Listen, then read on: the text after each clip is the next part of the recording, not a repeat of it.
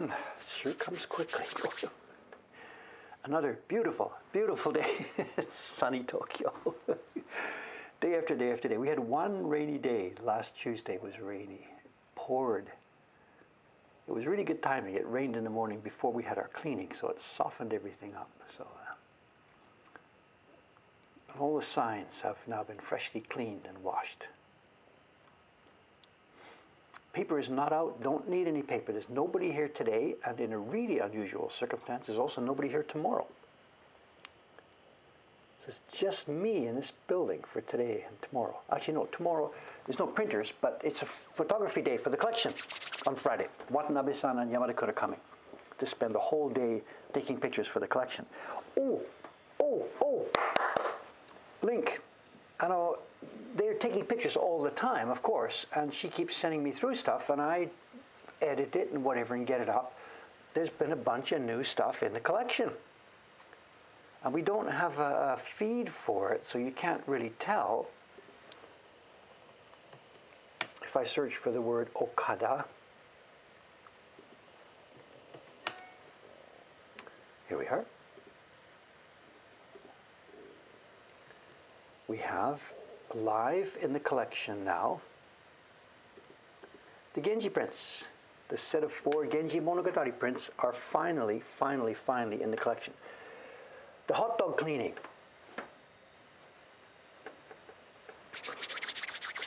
The hot dog cleaning. It is beautiful. Beautiful. You can't see it from where the camera's here. I've got some pictures. I didn't prepare them. I've got the before and after pictures. It's back to new, back to perfect. Somebody, and I sense somebody, Yamaguchi-san, the guy who runs the Oh What I, the theater where the guys do the not funny slapstick comedy stuff. He had the idea, he did some research or whatever, and he came up with a little, I don't know where he got it, whatever, we don't even need to ask those questions. He brought a what do you call it, those plastic things that you put milk in, a jug. He brought a jug of soda lye, something made from soda ash. And it's like, you do not touch this stuff. You put your finger in there and you're going to pull out just a bare bone. They poured this on the sidewalk, mixed with the rainwater, scrubbed, and sheen. The oil and stuff is gone. It came out just beautiful. Everybody's like, you got it, you got it. So we are good to go. We fixed the torn, destroyed tiles. They're back in. The tiles in front of the new restaurant next to me are back up to normal. And in front of the hot dog place, everybody is happy. Handshakes all around. It'll be back. Of course it'll be back. But anyway, we know, we meaning the community, and the hot dog people now too also. And maybe he left this with them and they're going to scrub every morning. I don't know what's going to happen, but... Cardboard is out, no thanks to anybody. Nobody reminded me at all. It's all gone. And if I had put this camera on 15 minutes earlier, you would have seen me make 3-4 trips down that sidewalk. The garbage is out. I'm clearing my responsibilities here. Okay, today. The job on my desk is more carving, but before we can get to that, I have an infill. We have some embossing to do. We have some embossing. It is Kawasaki Kubota today. And the prints, this is not a brand new publication, but the prints, they're all upside down. He's printed them all upside down.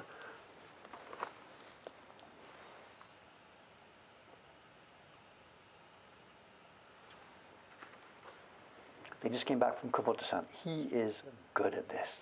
Good, deep, rich colors. Good, deep, rich colors.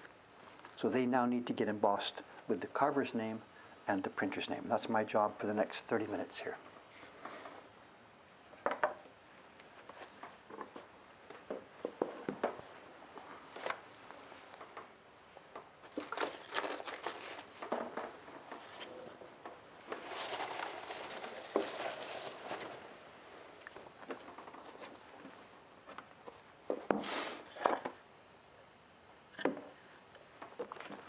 We've also got some more prints that need checking. These came from Tsushima-san, our printer in Ome.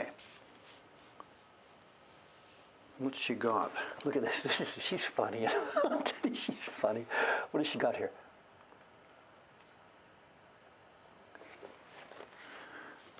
They look fine to me. They look fine to me. She's done a really nice job on this. Look at this gradation. Look at that gradation. You want to know how difficult that is? That is difficult with a capital D. She's done a really, really, really nice job. We'll get to those later. Okay, let's get this set up. What do we need? We need the water.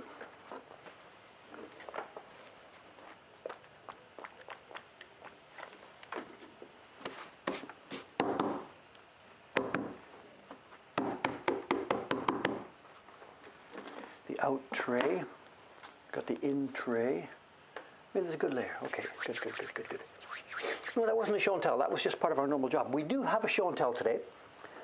And I haven't opened it. It'll be an unboxing show and tell. And actually, you can see part of it here. This is not what I expected.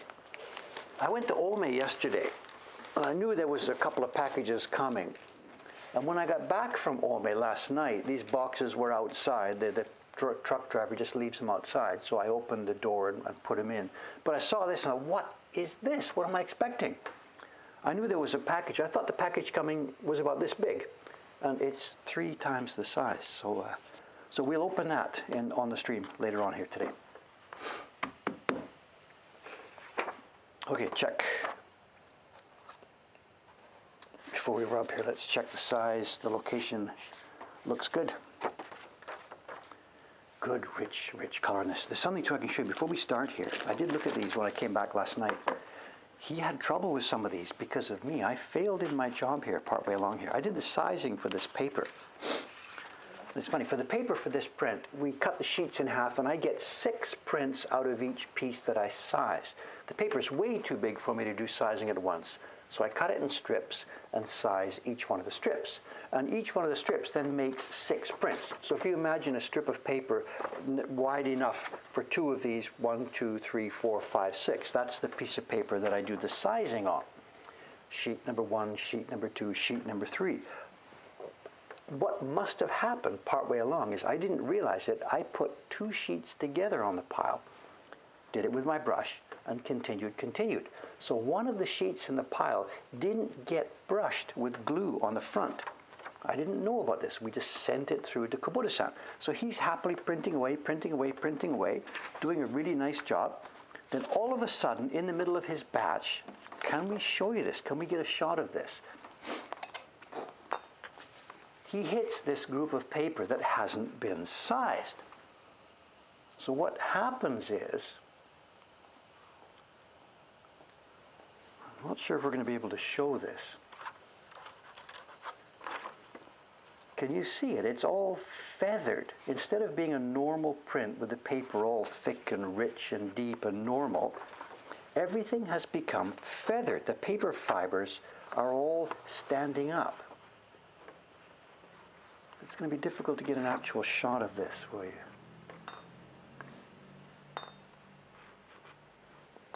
You can see it. If you were here with me, you'd be able to see exactly. It's all feathered. The whole thing is feathered. Hairy, whatever, yes. And there's 6 of them in there like this. So it's exactly, Dave must have missed one of those sheets. And I'm a bit lucky because if he had hit that one first, if he'd have just hit that first, he would have thought we have a problem here. And he would have just wrapped up his job and sent it all back to me right away. But as it was, he must have been working through this and hit a few. So he knows, here we go. There's a few bad sheets. So he just kept working. He just pushed through it, and it turned out that there's a few bad sheets at the back here. Now, we can't sell those, we can't use them, but that wasn't his fault. So when I'm counting for the payment here, I count the batch of prints that are good. He will get paid for those. I count those 6 bad ones. I can't sell them, but he did his job. It's not fair to penalize him for my screw-up. So he will get paid for those 6. And then the last few at the back, where he was just simply doing his testing or warming up, he won't get paid for those, and these will be just simply the throwaway pile. It is fixable partway through. And when I was printing myself years ago, when I was just doing all my own work by myself, this happened to me sometimes, and it is fixable. Hiroshi Yoshida talks about this in his book. In their case, it wasn't because the sizing was forgotten. In their case, it was because they were doing so many colors and impressions on a block that the sizing would sometimes get too weak before they were finished. Okay, here's what we're doing today. Here's what we're doing today.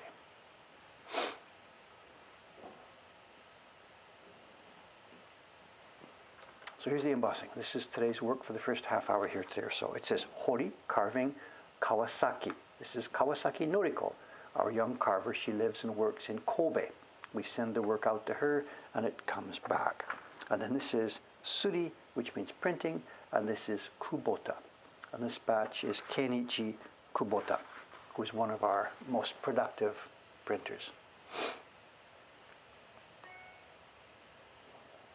So that's the job for the first half hour. So this morning I am doing this embossing work. It's not hugely interesting, but it's got to get done.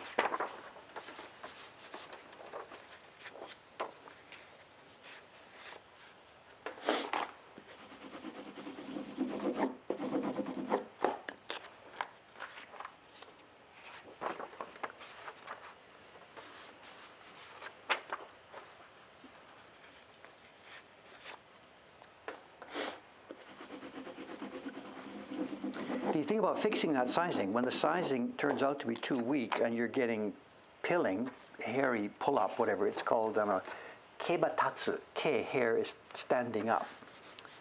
You can sort of sometimes fix it, and Hiroshi Yoshida talked to his printers, and they had a way to do it. And he put it in his book. And he said what you do is, with the sheets that the sizing has become too weak, you get a rag, a cloth, moisten it, and you dip it in a very, very, very, very weak size. You don't use your normal strong size. You make a really dilute version of size. Dip your rag in it, squeeze out, and you put the rag on the print and you drag the rag across. And it leaves enough size. It flattens the hair as it's dragging. It flattens the standing up hair as it's dragging and leaves enough residue of glue that the stuff lies down. And then when you go back to your next color, it should be okay if you've got the formula all correct.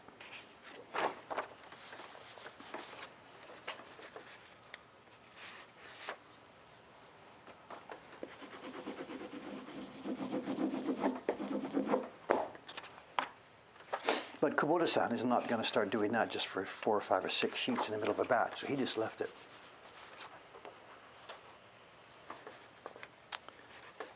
The print is from our set, our portraits set. If you go to mokohankan.com/subscriptions and look for portraits, this is one of the prints in that group. It's print number 12. Did I figure that out myself with a sizing fix-up? No, I said that idea of dragging the cloth charged with size. This was published in a book in 1939, before before I was born. So that's not my idea. No, I'm sorry.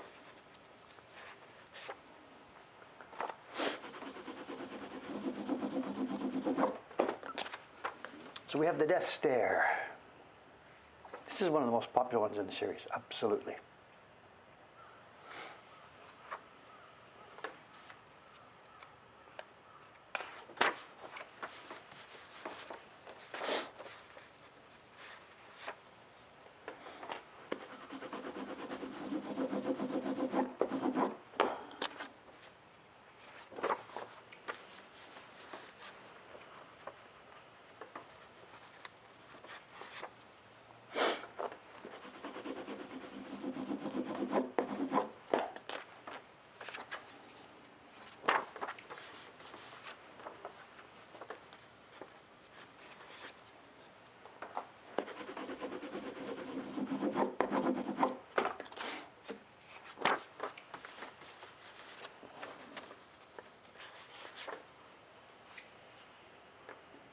Japanese Luigi. Wait a minute, isn't Luigi?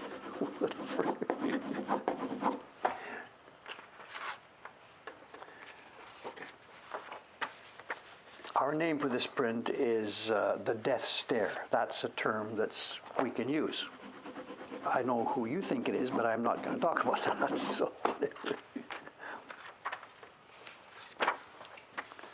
This is just some random Italian dude who looks upset. That's all it is.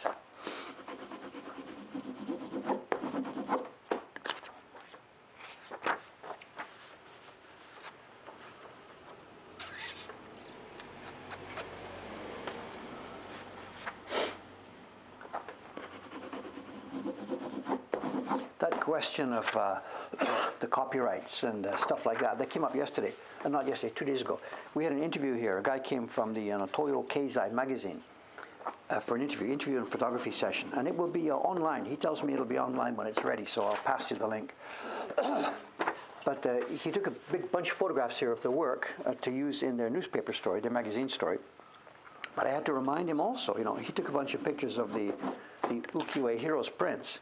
And I had to remind him that, your editor may not be able to use those photographs in his magazine. The picture like this, we make this print, we publish this print, but for you to take a picture of this print and use it in your magazine, your editor may be worried about this.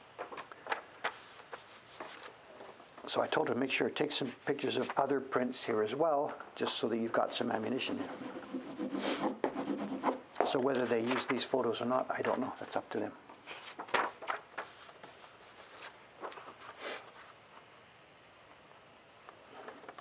What do we do with the unusable prints? We just simply stack them up. When I send this batch, later on this afternoon when I'm finished, I will send this through to Ome. And I will wrap them up into 2 groups. I will put a paper band around one group, and I'll put on there OK. And that's the group that they know Dave has approved these, they go out for sale.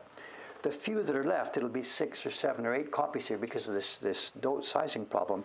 I'll put a band around there, and I put 2 things. I might put NG, which means no good, or I might put NFG. And they don't know what that means, but it doesn't matter. It doesn't matter. They know to keep them into 2 groups. So. And they go in a box. They just go in a box. And we have now, well, there's a bunch of them there. There's boxes.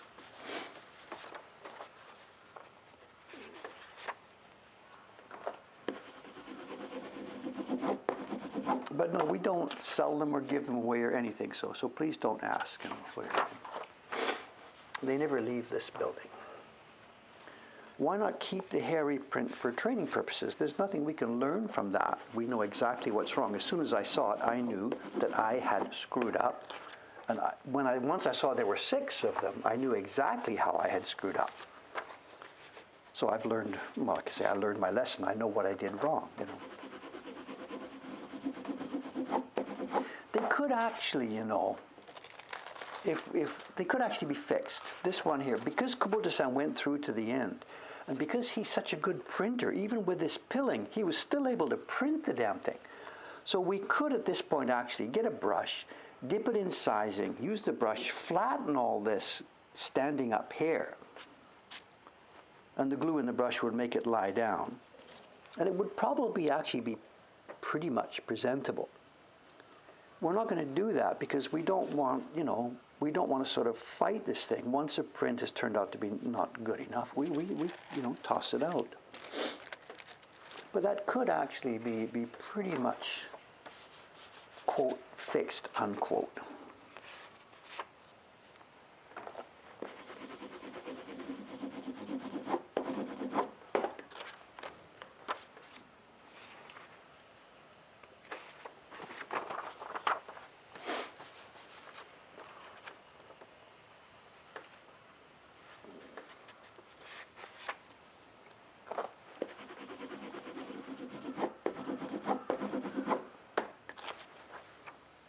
There's another one I just passed here, which is, it's okay, but it's sort of a mistake. Look at this. You can see what's happening here. There's 3 or 4 prints in a row here. Now these are going to be okay because this print actually, before we send this out, this is going to be trimmed a bit. They have to fit in the packaging we've got, which is 13.5. So the print will be about that big. But look at this. If I put 4 of these prints in a row here,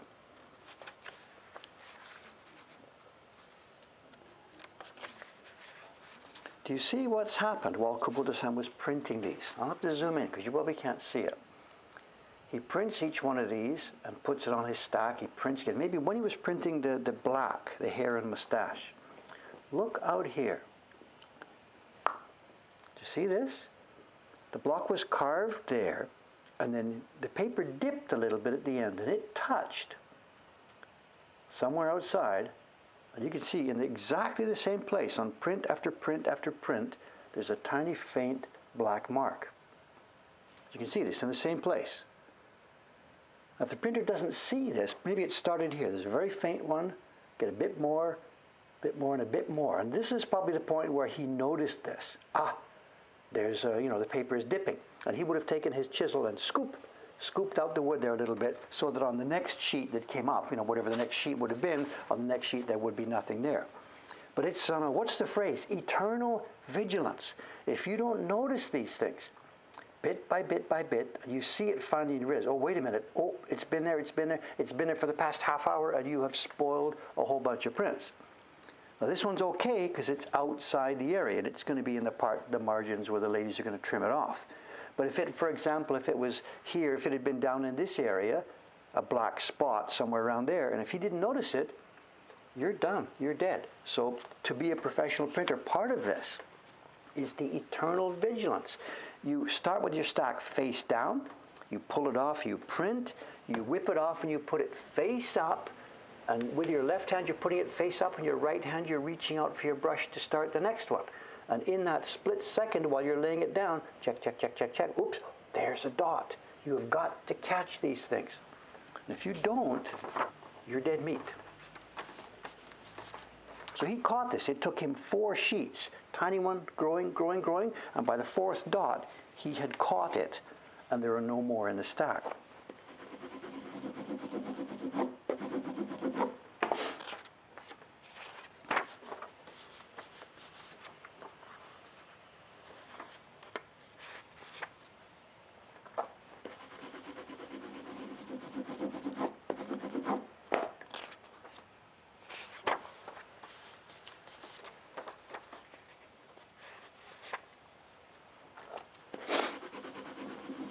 And all of the printers in our crew, and especially the outside people like Kumoto-san, who works at his own home, when we first started working with these guys, there would be cases like that. Maybe, I'm just making this up, but for example, in a print like this, maybe he had happened to have those kind of black dots. And there were maybe 3 or 4 black dots inside the image, and he knew that those were going to be spoiled prints. But he wants to get paid, so he's thinking, I can fix that. And he would take his knife or something and try and scrape off that black dot. He did this, Yamamoto-kun did this, they all did this. And I would get these prints, and I'd look at it, what's this? And I can see that somebody has been scraping here, and the paper texture is spoiled. And he's thinking, well, we got rid of the black, it's okay, no one will notice. And we do notice. So I told all these guys, look, I've got a microscope here and a really sharp blade, and I can do some top quality surgery on this. So I told them, if you've got a black dot here or something like that, leave it. I won't be the jerky that says, I'm not going to pay you for that. I'm going to be the guy that says, I think we can fix this together. And microsurgery, take it off, we're okay, and I'll pay him. So they now trust me. They know that if there's any problems with these prints, don't try and do a self-repair. Just leave it. If it's not repairable, Dave won't be paying you for it, but Dave has some good repair capability there. He can take away this bark or these black spots. So they now trust me on this. So that little black dot we just saw, if it had been inside the print, I just get the microscope out, sharpen my knife, and away we go. We remove that little black dot.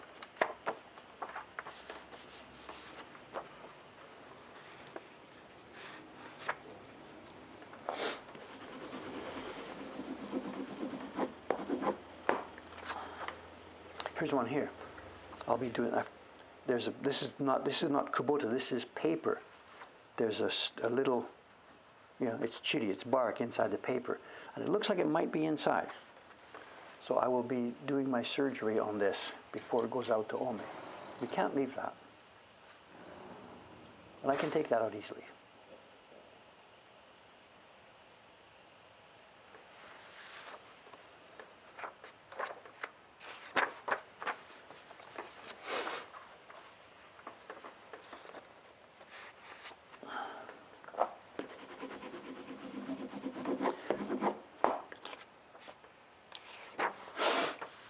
Stuff gets through though, and we're far from perfect here, and stuff does get through. In fact, just yesterday Cameron sent me, he forwarded me an email from a collector who's getting this year's series.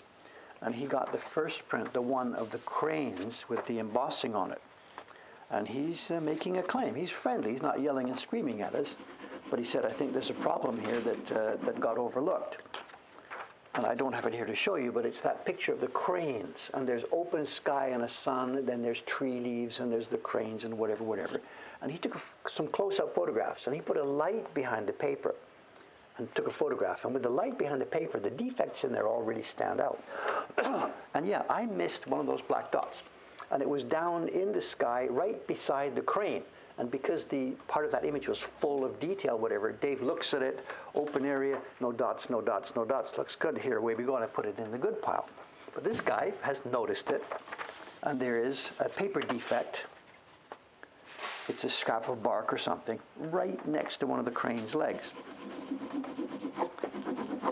He wrote really politely and said, this seems to me like exactly the kind of thing that Dave is talking about, that he's removed before he sends the prints.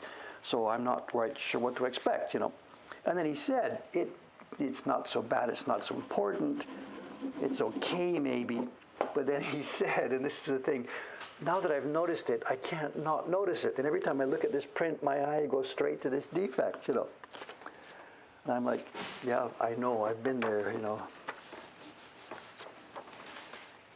So we'll replace it, but...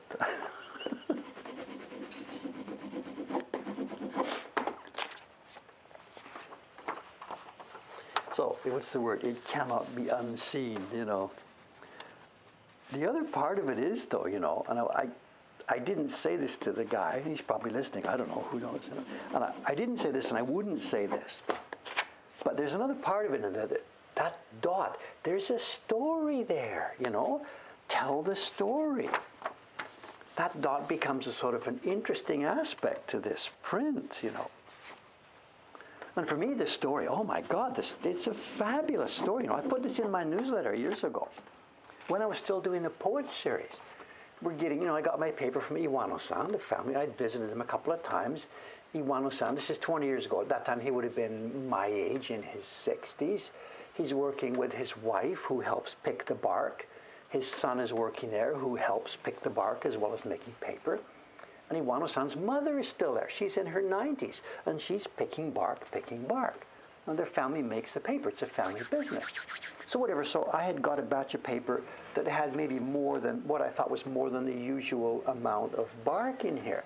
And I had been up there on my yearly trip to see them and put my order in for the next year's paper. And I guess I get there, and I take out of my backpack, I take a roll with a few sheets of paper. And I bring this out of my backpack, and his face changes right away. He knows I'm bringing some paper. So he knows, like, where this conversation is going. And I put the sheets on the table. And I don't remember word for word the conversation, of course. This is 20 plus years ago. But whatever, I put the sheets down, and maybe I start to gesture about the bark, and he says, I don't remember the words he said. The effect is, come on, come with me. And we get up out of the table, and we go up across the backyard. They've got little outbuildings there. And we get to the outbuilding where there's a little stream comes off the mountain. And the stream comes under this building and out the other side.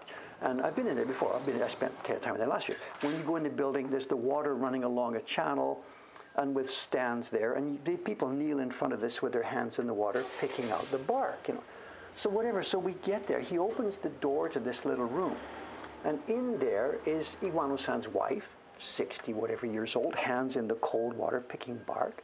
Next to him is Jun-san, his son, who at that time would have been 30 or something, hands in the cold water.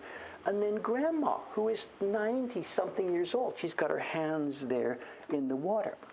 And Iwano-san, he opens the door, we look in, and he says, you tell him. Go on, you tell him. Like,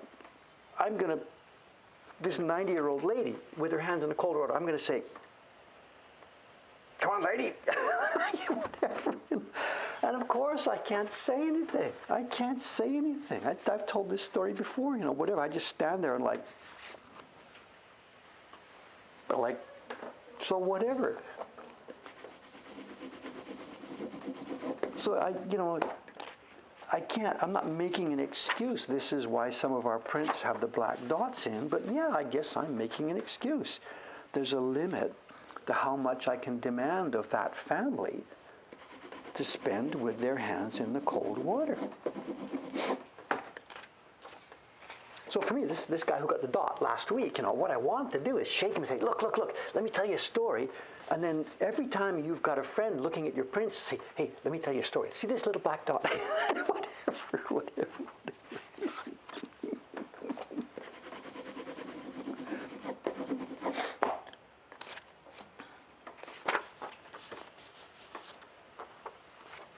No, and once I left, he wouldn't yell at them. And he maybe would have said to them, Dave was saying again, but they would all say, look, we're doing what we can. They know they're doing what they can. And also, not only are they doing what they can, they know that they are still the best in the business. That even that little old lady there, even though she knows that some specs got through, she knows that nobody else's paper is anywhere near as good as theirs. So there's that fact. Both things are true. They're full of pride in what they're doing, and they also know that what they're doing isn't perfect, and they still have to struggle. So both things are true. Same with our work, exactly what we're doing at Mokuhanka.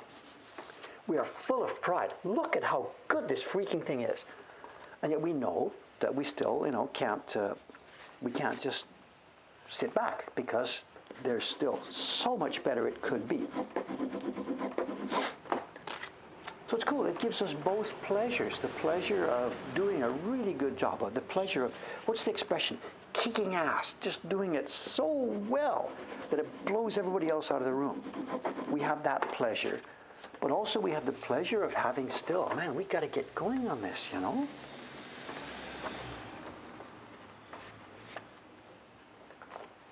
It's the old Bernard Shaw thing, the George Bernard Shaw. He encapsulated this years and years and years ago. He talked about, he said something, I forget the exact wording, you can look it up. It's George Bernard Shaw. If you Google George Bernard Shaw tragedy quote, he said something like, there's two tragedies that can befall a man in the course of his life, a person, man, whatever. And he said the first tragedy is you would never attain your dream or your goal. And the second tragedy was to attain your dream or your goal. His point being that once you've sort of reached your goal, then, now what am I going to do? And your life then becomes an empty shell, because, you've done it. You've got your Olympic gold medal, you're the best in the world, and now what am I going to do? It was some paraphrase about it like that. And we are immune from this, because we have both sides of it. We reached our goal. Look at the quality of these prints. It's fabulous. And yet, we have not reached our goal because, we still have a long way to go.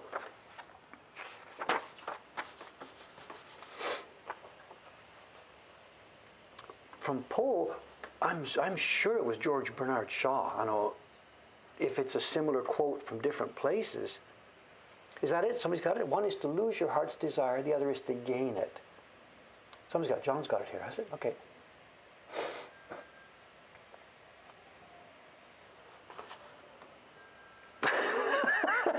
Is this a race? And when I get these chats, they have timesheets. The bot sends it to me, not in the way that you're seeing it here. The bot sends it to me along with a timestamp for everything. So I'll be able to see this. It'll be John Becker will say, 8:33:51.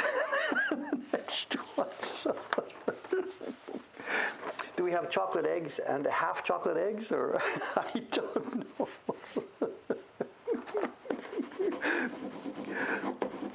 I wish I was a member of this chat. I would have so much fun, waiting for these hints and trying to get this. I'm glad someone like John exists out there, eh?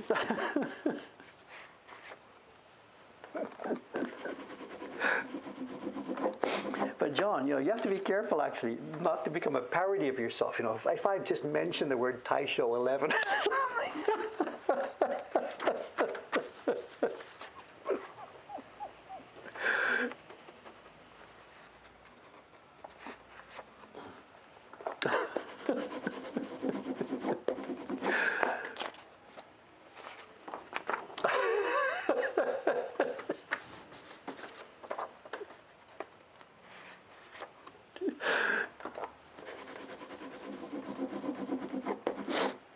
We're almost done here. We've got about 10 sheets left, so relax. This is not a pile of 100 prints. There's about 60 prints. There's about 10 left. Relax, and we'll move on to the next job.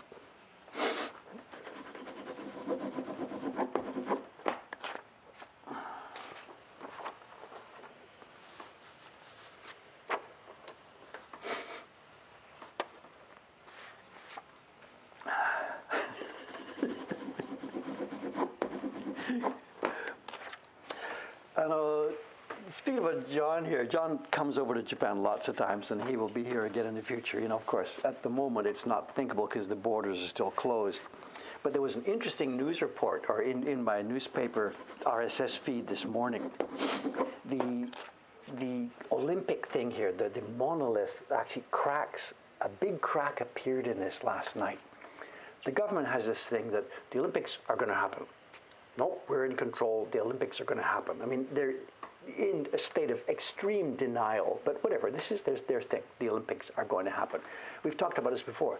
The athletes federations, the IOC, the Tokyo government. There's all these people involved here, and it's a question of they're playing chicken. They're running towards this cliff, and they're all going to fall off the cliff. And it's the insurance thing. Nobody can crack first, because once, say, for example, the Tokyo government says, no, we can't do this, then the other groups can make their claim to their insurance companies. The Olympic isn't happening because Tokyo has canceled it, so they can claim on their insurance policies the billions and billions of dollars. Outside of our control, this was taken away from us. But if you're the first one that cracks, if you're Tokyo and says, we're going to cancel Olympics, you can't go to your insurance company and get the billions of yen that's going to blah, blah, blah, because you're the one who decided not to do this. So there's this massive game of chicken as these cars are racing towards this cliff edge. And we saw a crack last night in this. And it's the lady who is the new, I forget her exact title, the head of the Olympic organizing team here at this end, the one who used to be a figure skater, Hashimoto-san. And she said something that let slip the idea that foreigners will not be able to come in, that they are now thinking, it's plan B, they're thinking of doing the Olympics with no spectators from overseas. And the reason that they're cracking about this is because at the moment, the last poll that I read, there's over 80% of Japanese now are against the idea of even continuing with that damn party. We're in a pandemic. There's still people dying. Jobs are lost. It's crazy. Have a party, the Olympics, give me a break. And there's more than 80% now in that last poll I read. So this is cracking, the first crack that, well, we can do this, but okay, without foreign visitors. That's the first big crack.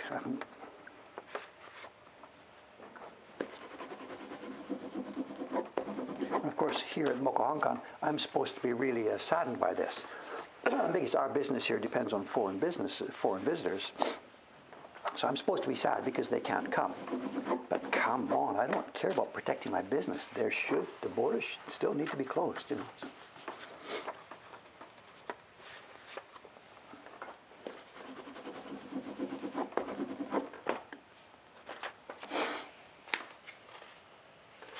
Yeah, Texas. The condos are a real problem too.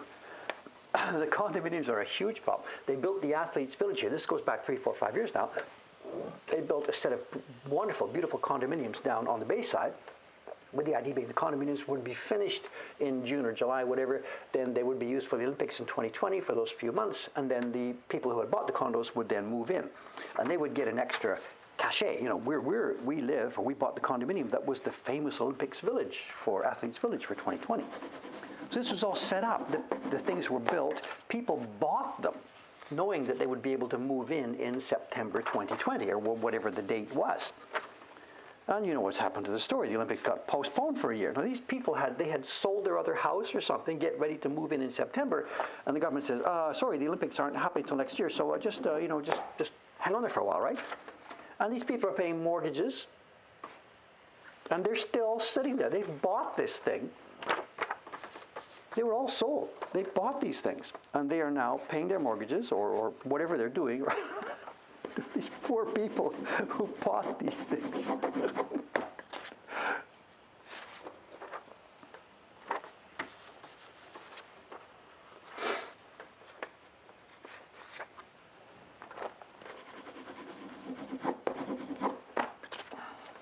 2 sheets left. We're at the end of this. 3 sheets. Three left.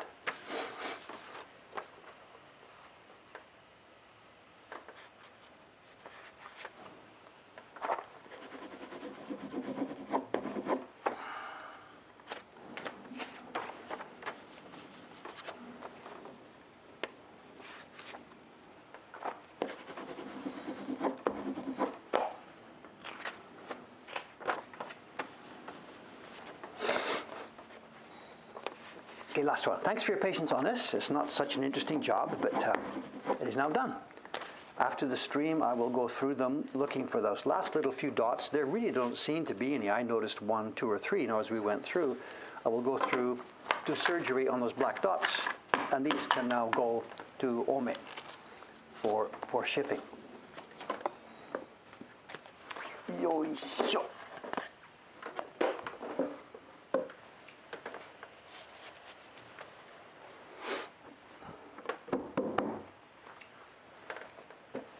Okay, we're halfway through, 8:40, 8:45, halfway through.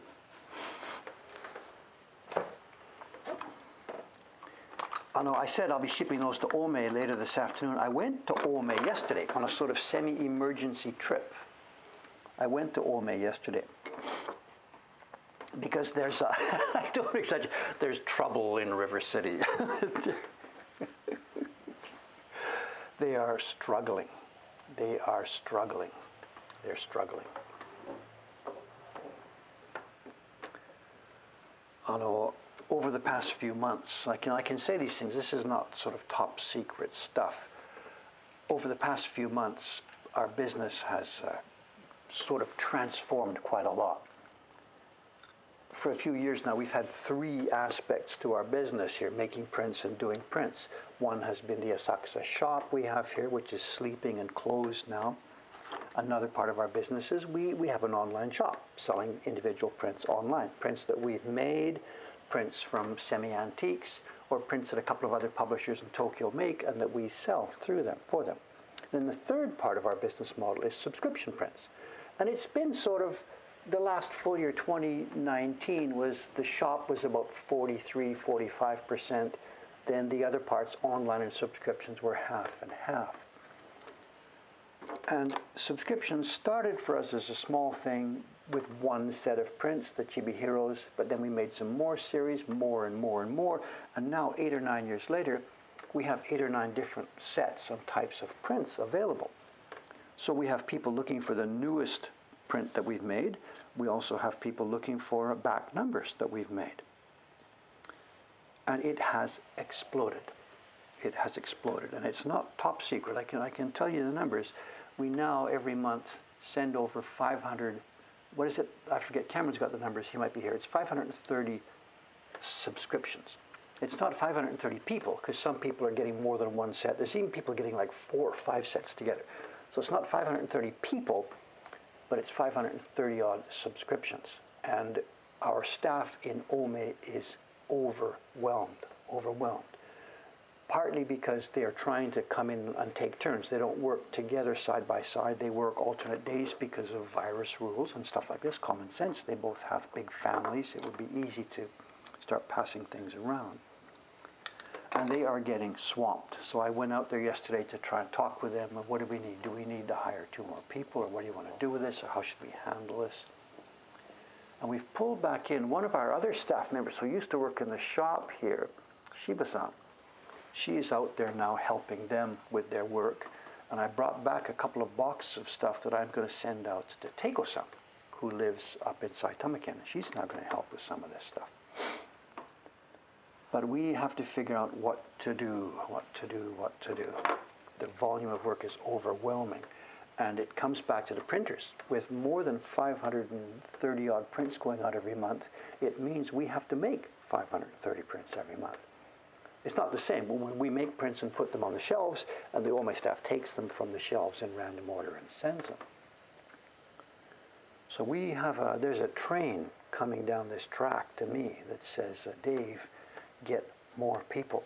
Your volume of sales has suddenly exploded. We need more people. And it takes such a long time to train people, printing and etc. that I have sort of an existential crisis coming down the track here later this year, next year, next year.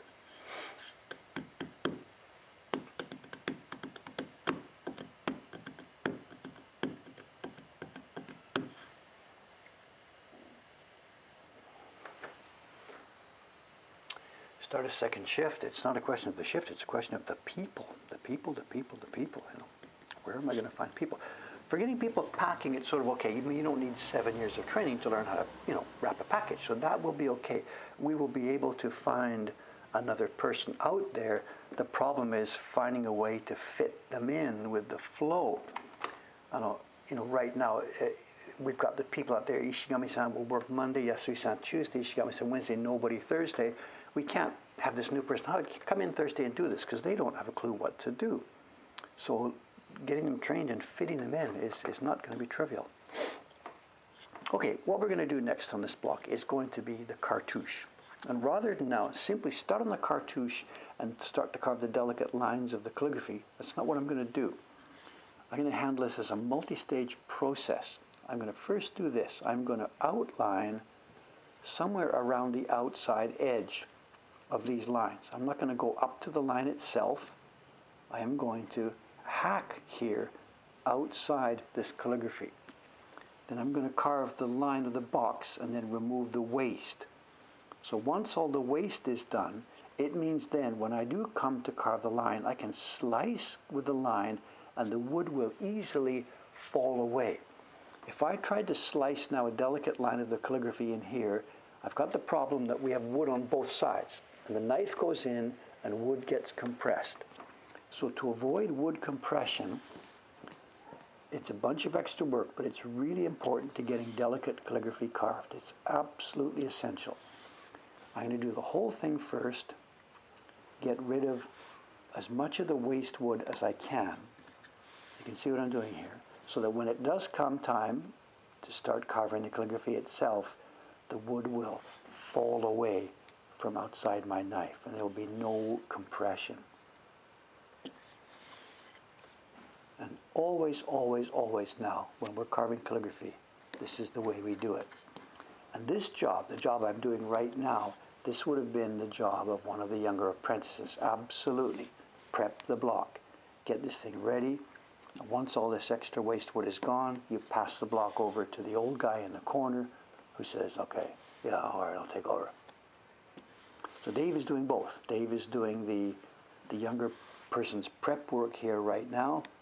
And then when this is done, it won't be today because it's going to take me time to go around all this. When it's done, you sharpen up, get ready, and you shave the calligraphy. You don't cut the calligraphy, you shave these lines.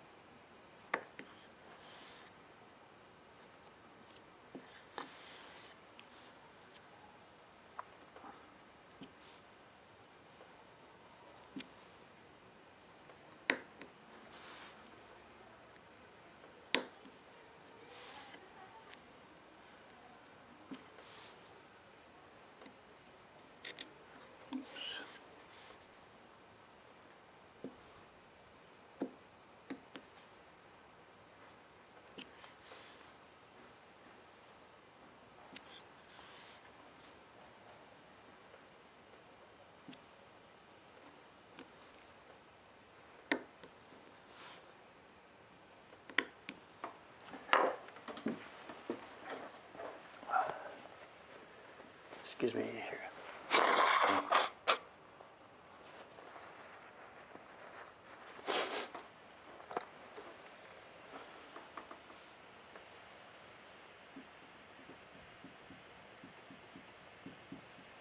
Yeah, the old tapes, Ito and the show.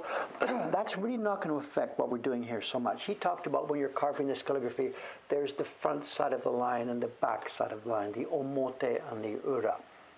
And that's all very well, and it is a thing, and we have to keep that in mind. But when you're at such a small scale now as this, honestly speaking, the front side of this line and the back side of this line are really just going to be carved cleanly and smoothly. It's when the calligraphy is big enough that you can see and feel the taste. The back side of the brush is fuzzier, but at this scale, there's no way I can carve a fuzziness on the back of one of these lines without making it just look strange. So on calligraphy at this scale, it really isn't going to make a difference. I'm not going to be supremely conscious of the omote and the ura. I'm just going to try and carve these lines as cleanly as I can.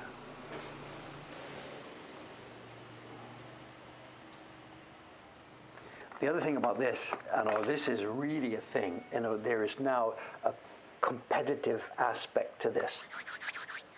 And I can put this out here because you can actually check this for yourself.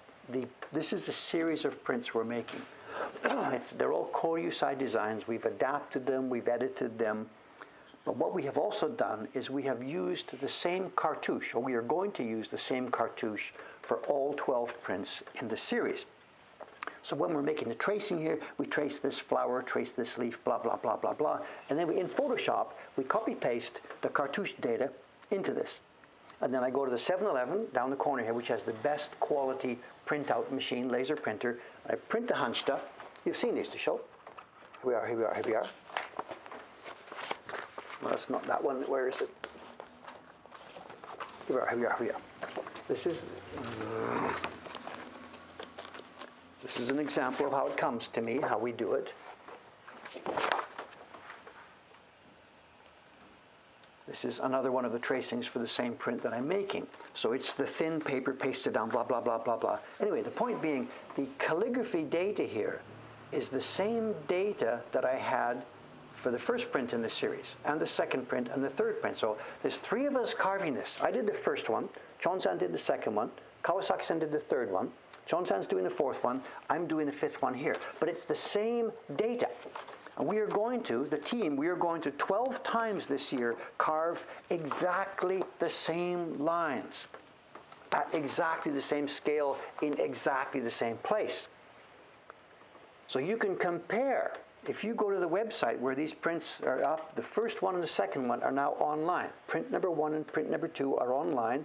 Click for the enlargement, save it to your computer desktop, put them side by side in Photoshop, and you can compare Dave's carving for number 1 with Chon's carving for number 2 and Kawasaki-san's carving for number 3.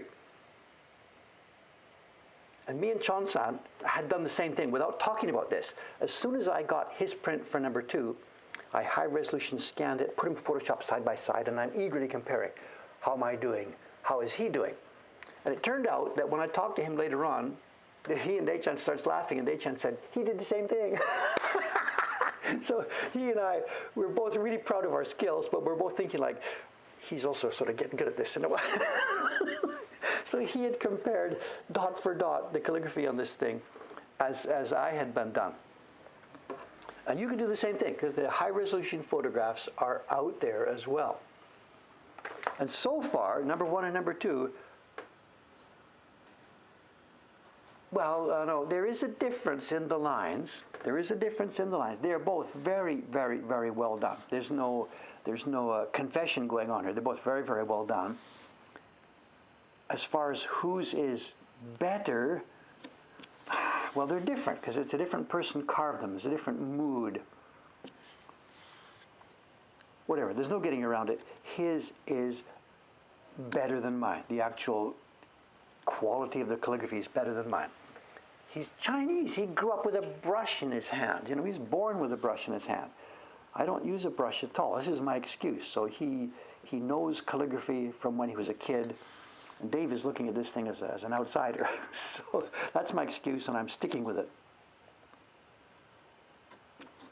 And it is a thing. I look at these shapes as an intellectual exercise. What's the shape? Where would the brush go? How would this work? He can do that, of course, but he carves with much more if I just said feeling, it sounds funny, but he knows instinctively, not instinctively, but he knows from years of training how the brush moves. So yeah, his calligraphy is better than mine in that it's more natural, I guess, you know.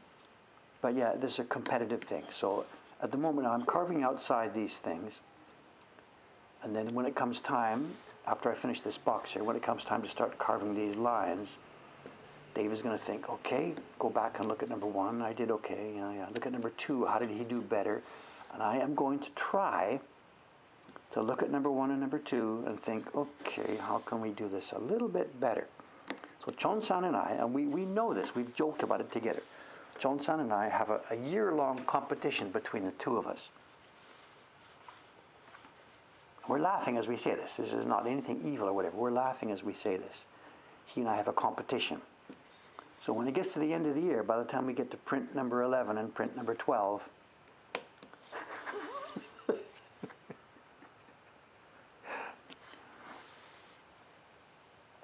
meanwhile, poor Kawasaki-san, she's over there in Kobe. She doesn't know anything about this. I give her the job, she carves it. I doubt very much that she's thinking, wait a minute, those guys are carving the same thing. Do I need to think about this? I doubt very much that she's even cognizant of this topic that I've just told you. She just simply does the work, carves it, and sends it back. You know, she's the sensible one here. I still forgot to raise that flask.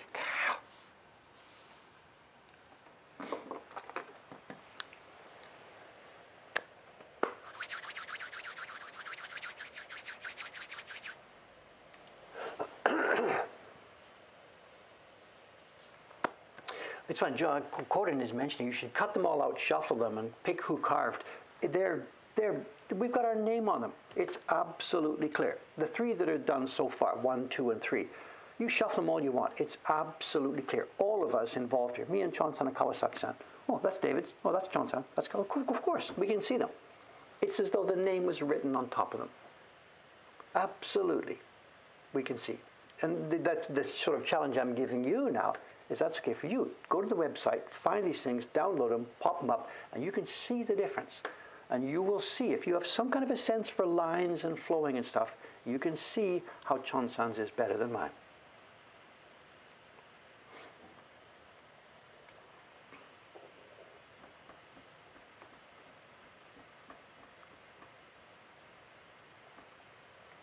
I know Jacques is asking shaving and carving. I know, it's funny, all my life I've been using the word carving here, and in English this is actually the wrong verb to use.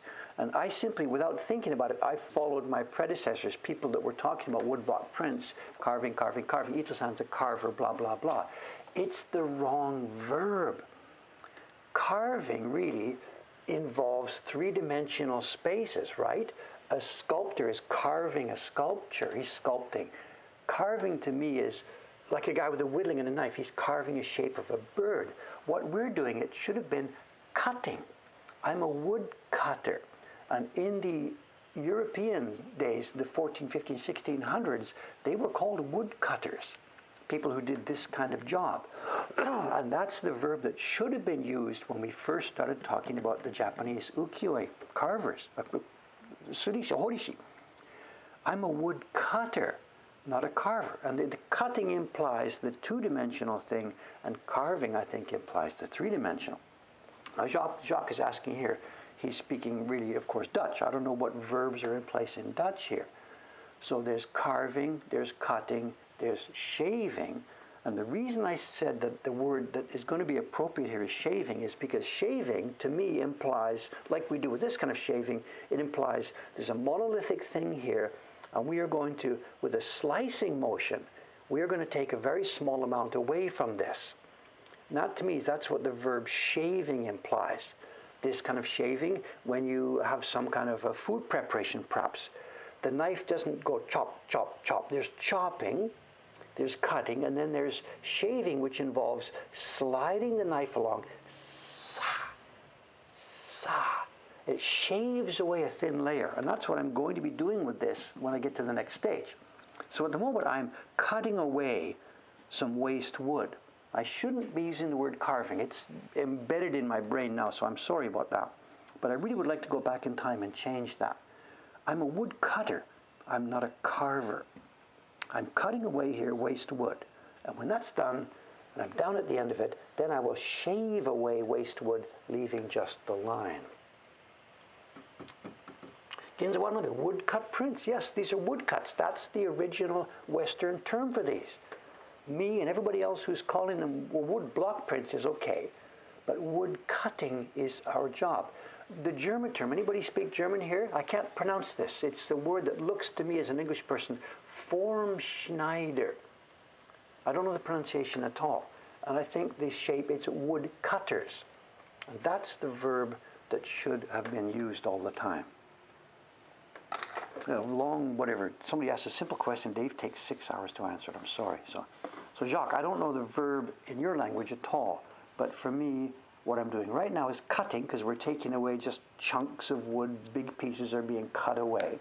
And then when I'm finished, right here, I'm not going to do it now. It will be shaving, because the waste will be a very thin little piece taken away from the main body. But yeah, Dave is a wood cutter. He's not a wood carver, but I can't change now, you know. It's not just me, the rest of the world, where we talk about the Japanese, you know, printers and carvers. It should be the printers and cutters, I think. Let's ask Google to do a global search and replace on the internet. Replace all the Japanese phrases here, wood carving with wood cutting.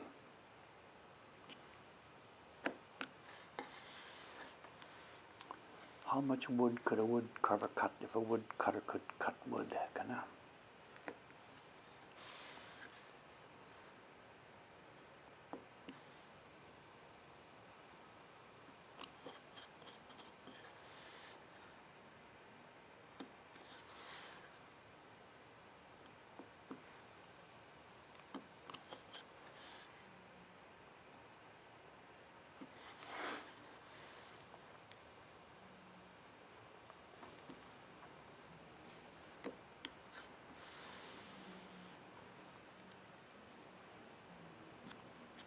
Actually, in Japanese, the confusion is actually even worse, because we have now this single verb that we use, the verb hori.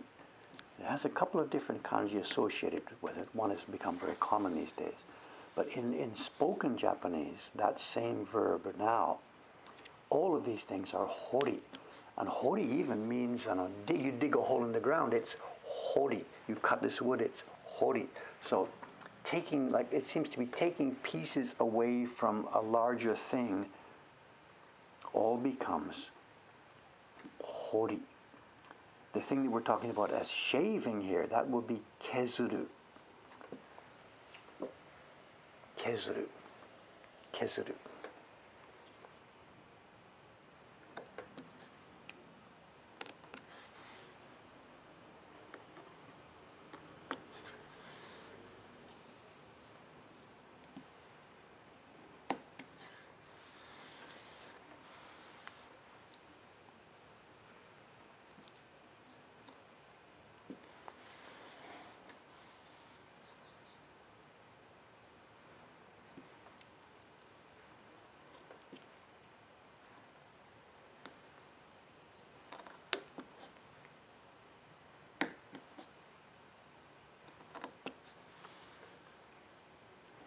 Is there anybody German background? Did they get that word? I don't know.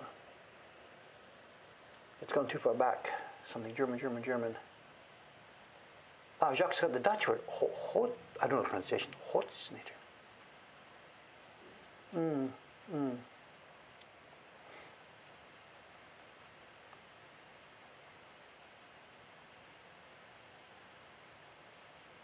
Interesting, yeah. I'm not trying to be pedantic about this. You know, I'm not now going to say, let's put my flag on this mountain. We are not going to use the word wood carver, for example. I know words mean whatever people want them to mean. Because all of us in this field are calling about wood carving. This has become wood carving by definition. And you can imagine the dictionary definition of carving is the thing that Japanese workmen do when they're making these wood blocks. So it's okay. So I'm not pedantic about this. I just do regret that if I'd had a bit of a wider knowledge about this when I had started, I would have used the word woodcutter instead of woodcarver, but it's okay, whatever, no big deal. I'm not gonna, this is not a hill I want to die on, whatever, absolutely. So somebody's talking about this word xylography. Of course, it's what we're doing is chromo. It's funny, chromo. The British used this back in the 1920s. They wrote books about this, the art of Japanese chromoxylography. Chromo, color, xylo, wood, graph, picture, image.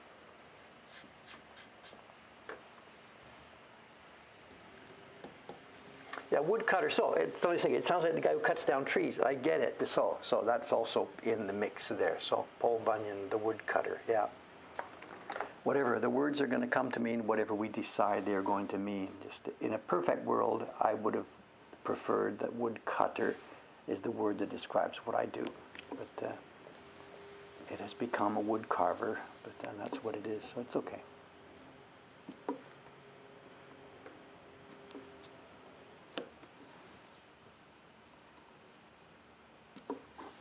But when you think about the Paul Bunyan example, he's not really a wood cutter, right? He's a tree cutter. At that point, it's not wood. Those people aren't dealing with wood. Those people are dealing with trees. That's a different thing, right? It's like the farmer, the cattle rancher. He's not dealing with beef.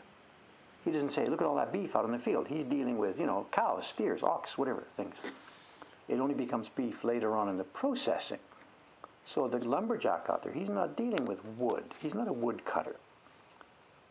He's a tree cutter, tree feller. It's a different product, a different thing.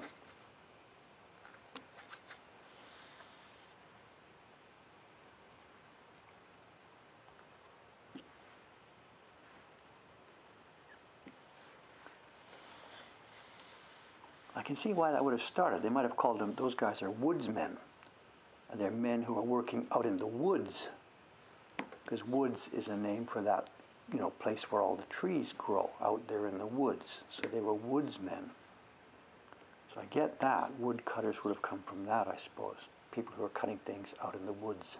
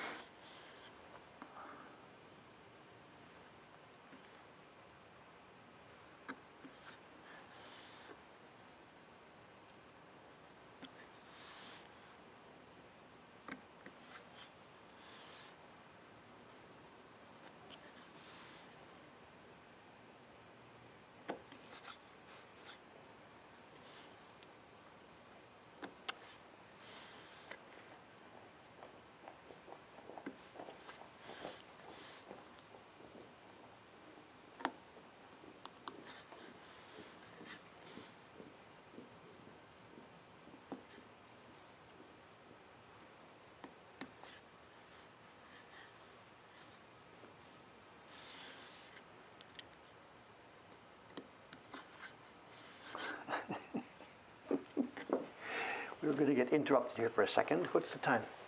9:08. Okay, I need an interruption for a minute. Sorry about this, but again, I was busy taking garbage out earlier. I missed another job I had to do. I've got to go to the smallest room. Excuse me a second. Sorry about this. This is becoming a habit. Can't be helped. Can't be helped. Back in a minute. Sorry. Take care of yourself.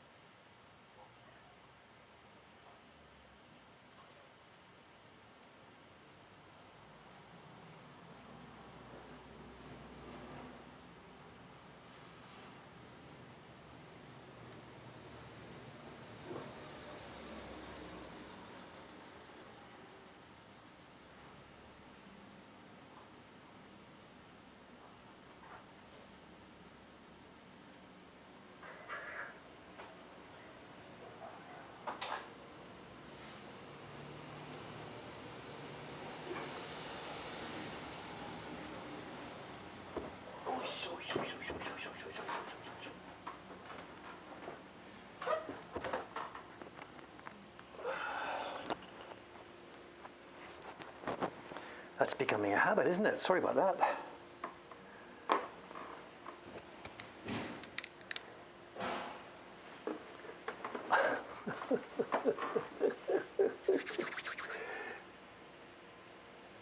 Oh, the other word, engraving, too. That's a different word completely. That's different tools, different concept. In our world, engraving, engraving is a jewelry, whatever. In our world of woodblock prints, engraving means not this wood, it means that wood. If you think of the tree as being sliced, the end grain of the wood, they use not knives, but they would use a burin, and it will slice away, engrave away a channel in the wood.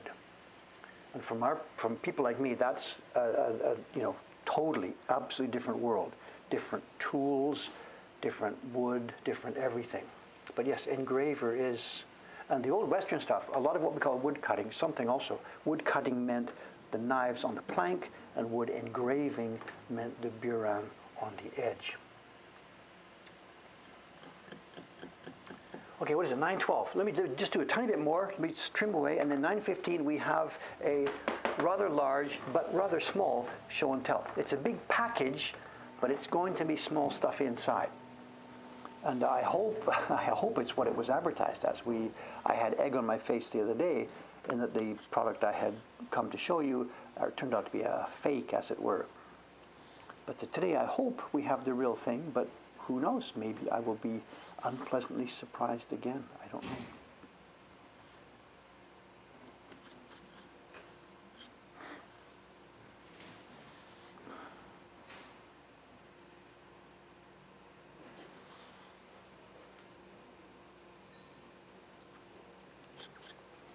And the magic number for today's show and tell, the number that we were talking about, last week we had 54 something. Sometime before that we had, 53 or 55. The magic number for today is 12.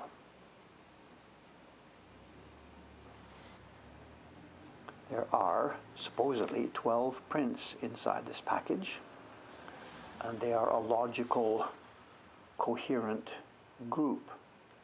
12.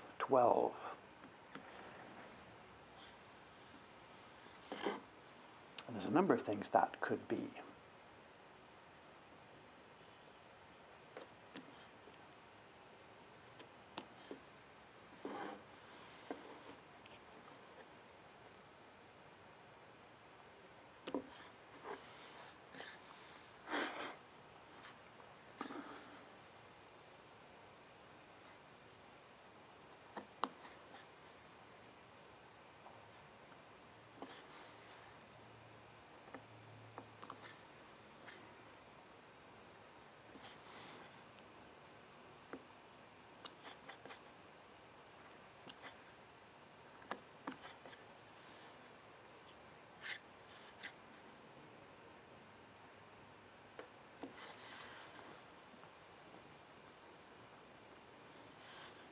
When was the last time we had a set of 12? We had a set of 12 seasonal prints, months of the year, and it turned out to be a game. Remember, that was a set of 12 we had just a while ago.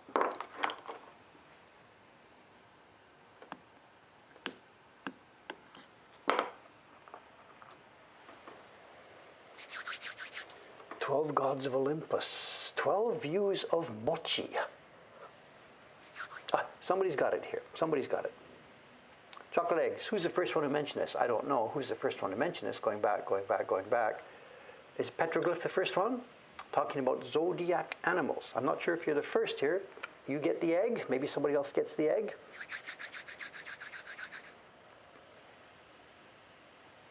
The far scroll update. I wrote back to the person in the auction after finding out that scroll was not woodblock prints. With Yahoo Auction here, there's no support whatever from Yahoo. If that guy had said, "Sorry, you bought it, tough luck." If he had said that, I'm on my own. I can leave him a bad review. He will then leave me a bad review, and that will be the end of it. Yahoo will not support at all. Even if I made a claim to them about false pretenses, blah, blah, blah, they're just going to say whatever. And the general public wouldn't care about that. The internet, here in Japan, the internet is a dangerous place. Anybody who's dumb enough to buy something on the internet, well, you get whatever you expect. That's the mood of the culture here. But as it happens, I wrote back to him and I said, excuse me, this turned out not to be a woodblock print at all. Perhaps you didn't understand it. I'm not sure, blah, blah, blah, blah, blah. And he wrote back and said, okay, in that case, no problem. Send it back, I'll refund your money. So it's going to be okay. At least he says it's going to be okay. And no reason not to believe him. So that episode, it's fine. I know.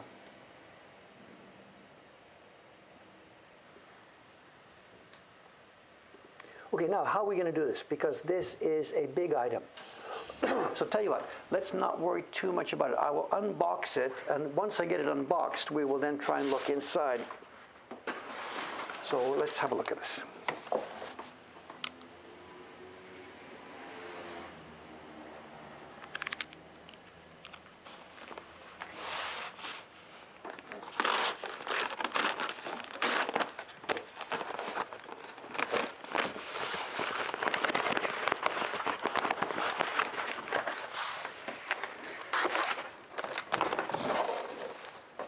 Oops, I got my microphone. Hang on a sec. Let me just, for the moment here, let me just hang the mic up somewhere else while I do this. Can you hear me now?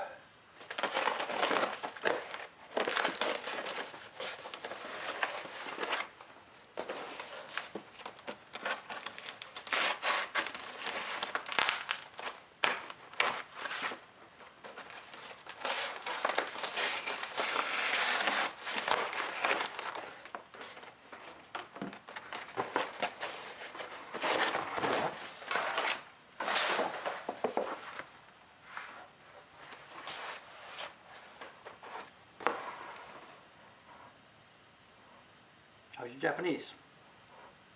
How's your Japanese? Ju, ni, 10 plus 2 is 12. Eto, zodiac, hanga, hanga.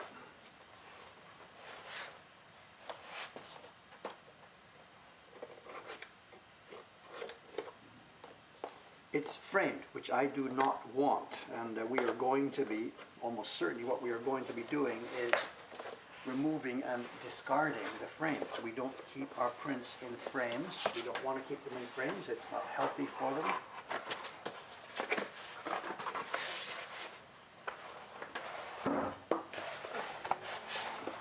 So I bought a frame that I do not want. But it's okay. What we do with the frames, we found a real good way to get rid of the frames. We don't want them here at all. What we do is we look at them, clean them up, make sure they're not dirty, whatever. Then after I've taken the prints outside, we put the frame with its box outside. And we've got a little pre-prepared note that says, "Go jiyu ni totte kudasai, mochikaere kudasai." Please help yourself. We don't want frames, we have no use for them, but some of them are really nice. They're worth more than the prints itself. So this frame later today will be going outside, and some bypasser will take it. God, we're spending most of our time here looking at nothing, looking at unboxing.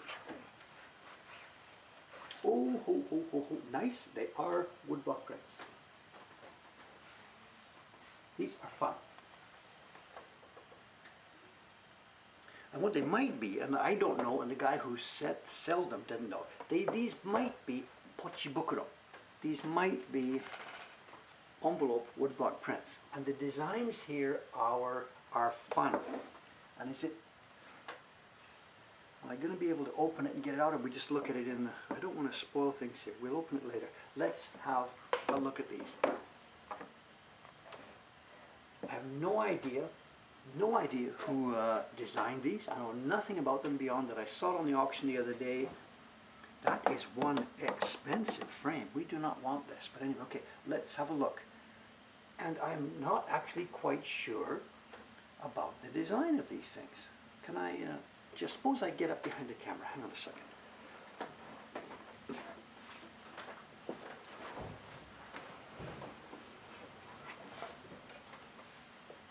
Yoisho, if I come up behind the camera.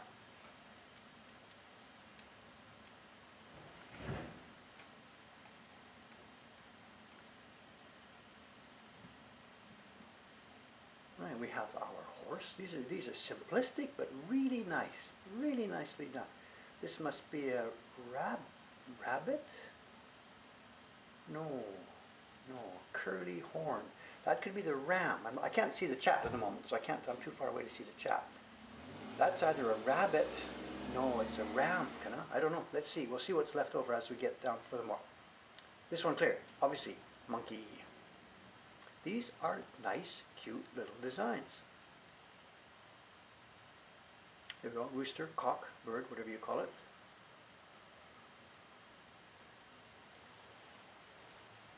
I don't know what that one is. The dog. That's what I'm carving at the moment.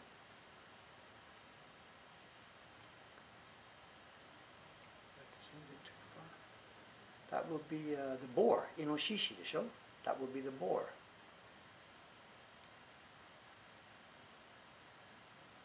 Snake, I guess. What else could it be? It must be the snake. That's the snake.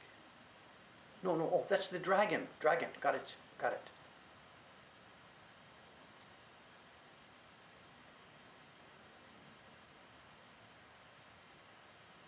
That's our rabbit,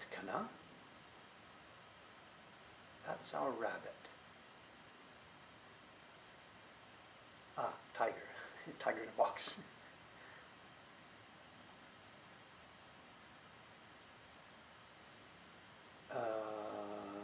You've got me here. What's this? What's left? Hang on, let me skip. I don't know what this is. Let me skip up one more. Ah, rat, mouse. With Mickey Mouse ears. What's left? Help me.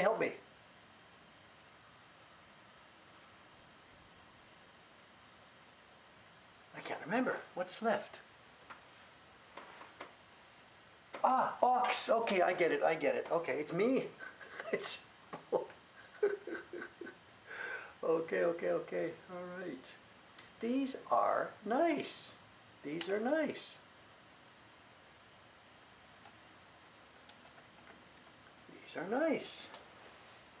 But we are going to get them out of here. There's no way, either for sensible storage or whatever. In fact, I can already see inside the glass here, there's mold and stuff. The inside of the glass has all got that little cloudy mold type stuff on it. So these are coming out of here. And what I don't know is whether they are, actual pochibukuro, if they are envelopes or not. Or this is some expensive frame. So how would I showcase prints? We don't showcase prints. We own and protect and preserve prints. We photograph them so people can see them, and then from next year we will have an exhibition space here where we will show prints temporarily and then put them back in. Putting them in a frame, it's nothing. They look folded. I think these are envelopes. I think they're folded envelopes. Putting stuff in a frame, putting it on a wall, it just becomes wallpaper. It's no good for preservation, and it's no good for you to see them. I'm enjoying this today because it's fresh and neat and clean. They're going in storage, and then maybe next year I'll be showing somebody, oh, I've got these neat animals. I'll bring them out and I'll show them, and they will be fresh and clean. Put it on the wall, it just becomes wallpaper. People that purchase the prints, we do them as subscriptions. You get a box, you get 12 prints, and you rotate. You put it on the display stand, put it back inside the box. Bring another one out for a while, put it back inside the box. I wonder if I can open this. Hang on a sec. You couldn't disagree more, you can disagree. It's fine. Everybody has their opinions on these. It's fine.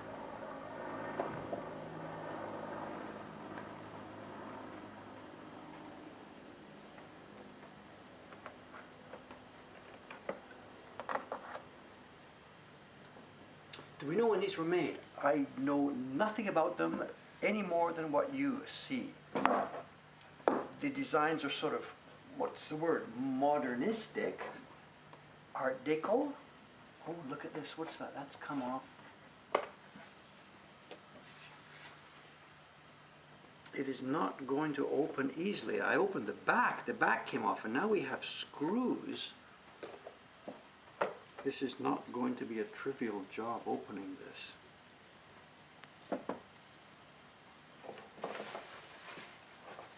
No, it's not going to be something I can do here as we sit, obviously. This doesn't, oh, it does lift up. Let's see.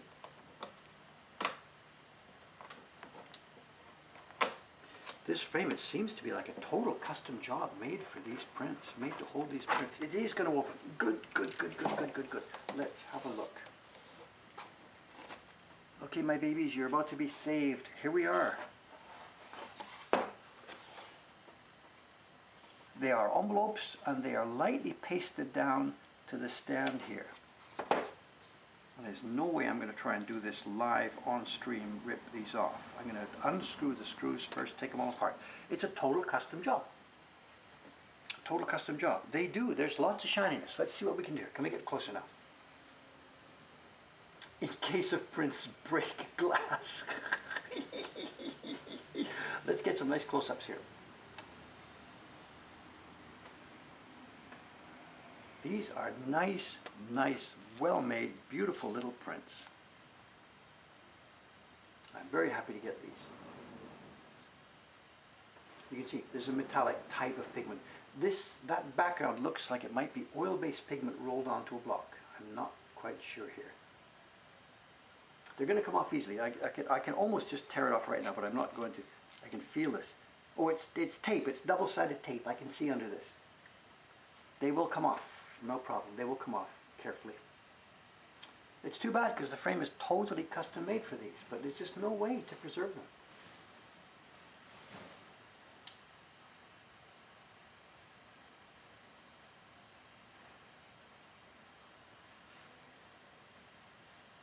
Yeah, nice little treasure. Very nice little group of prints. Once I get them off and scanned, we'll do a Google reverse image search. Maybe they will come up. Maybe it'll be able to find somebody. Is that the snake's tongue or is it the tail? Is that the snake's tongue we see in the middle there?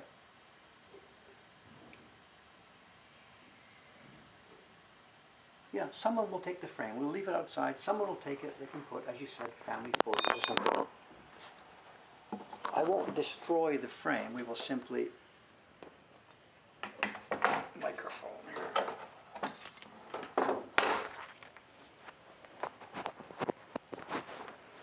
I won't destroy the frame. We will simply leave it outside so someone can make a new life for it. Where were we? Inoshishi. This one's a good one. This is nice. Look at that.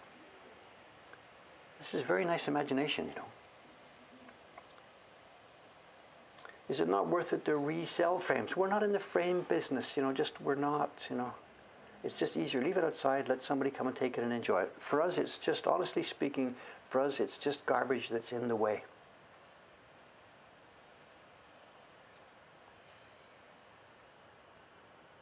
I'm not sure about that. I thought that was a rabbit. I don't think that's a typical person's view of a ram. Is that supposed to be like a sheep or a ram? I don't even know. What is the animal? Is it a goat or a sheep?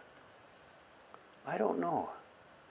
I don't think that one particularly catches. This one too. I think these two, myself, I don't think these two are specifically successful designs.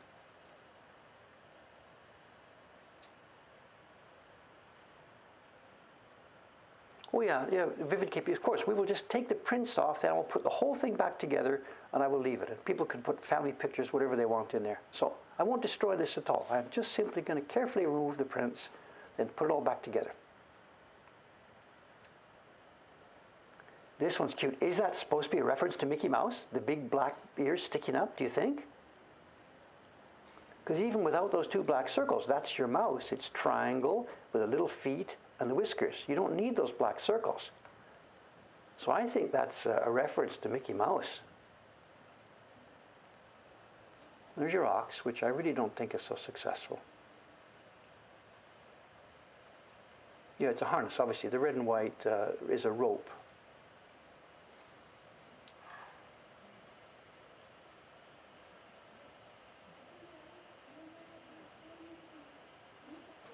These are very nice. I'm very happy to have found these. And maybe, hopefully, at some point in time, we'll learn who did them.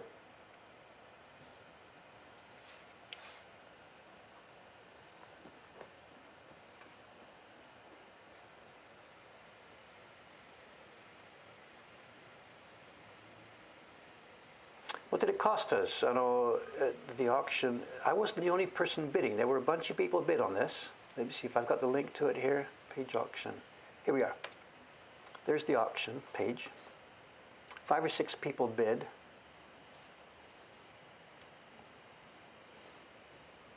The spiral is a snake. What's the diamond one? That's got to be the rabbit. There's nothing else it could be. That has got to be a rabbit. If I had seen this in isolation, I don't think I would have said rabbit. But seeing it in the set here, I think it's pretty clear.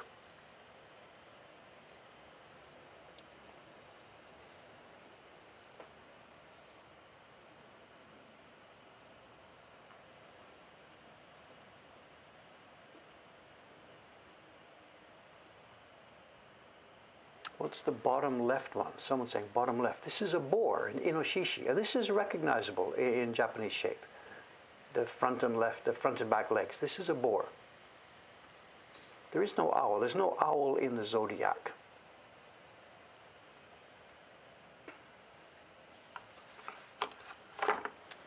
Okay, there we have it. There we have it. There we have it. They will be later on. They will be scanned and high resolution uploaded to our website. So coming not soon to a website near you. And then also, before, the other thing I mentioned, the Genji Monogatari prints are up in the collection now. And people have been waiting for these for a long, long, long time. These are the 4 Genji prints from Okada Yoshio. They're high-resolution photographs on the website now. Those are to die for. Those are to die for. Okay, there we go. There we have it. What's today? Today is Thursday. Thursday.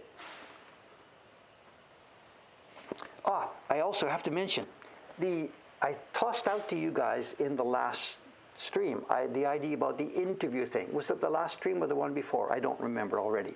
I tossed out the idea about interview. I got a ton, and I mean a ton. There were responses in the stream. There were responses to the Twitch special email. There were responses to my own email. I have now a huge list of interesting questions. A lot of them are not too interesting, but anyway, there's a huge bunch of interesting questions. But over and above that, something else came up, and I can tell you about this. Is Taran-san here today? The other young man from Britain who is here working as a carver. Taran, speak up. Are you here? Or no, he's gone to work. He's gone to school. Taran-san sent me an email late last night. I saw it early this morning. And the gist of the point is, and I can tell you this, there's no secret. Taran-san said, I saw your idea about the interview, that you have a problem in that the people interviewing you don't understand much about carving, so it's difficult to get more interaction between an interviewer.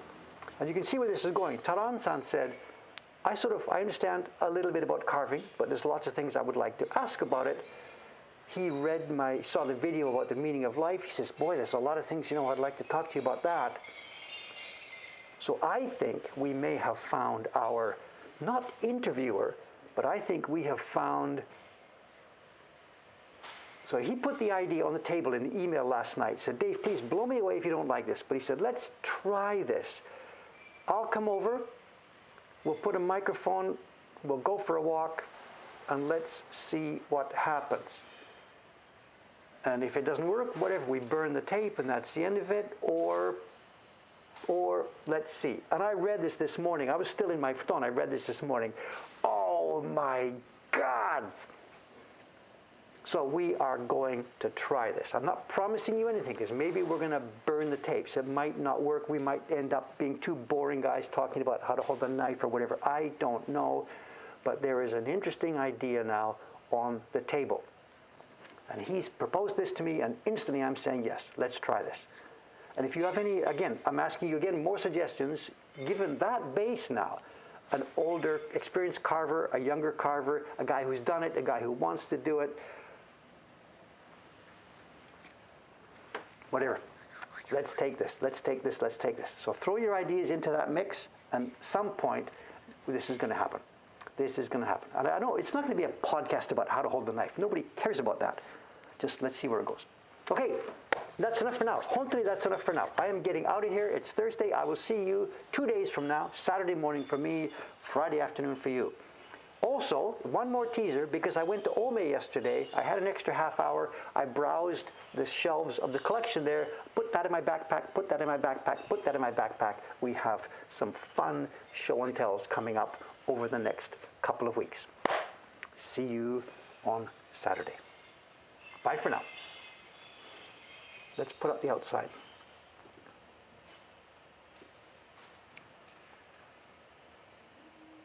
It is a nice day. We lost our floater, but it's okay. Sunshine, sunshine, sunshine.